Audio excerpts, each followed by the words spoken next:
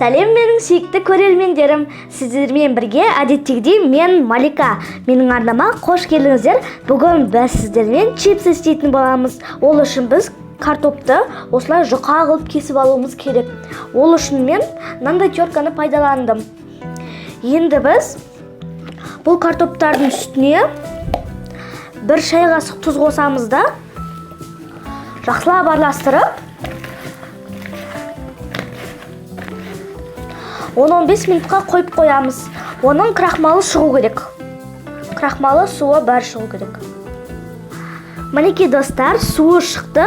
Менде тек қана 5-ақ минут тұрды. Енді біз бұның суын алып тастаймыз.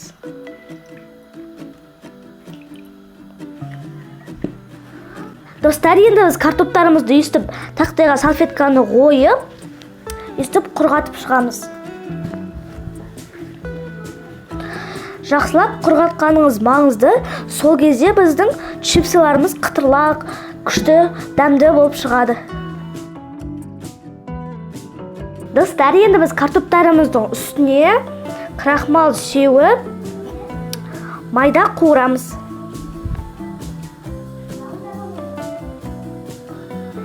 Енді біз қызып тұрған майда біздің чипсыларымызды пісіреміз.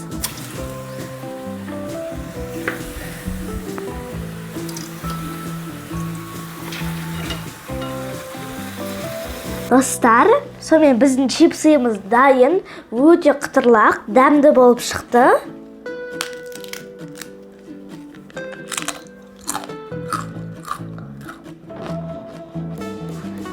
Маған рецепт өте қатты ұнады. Сіздерге де ұнайды деген үміттемін.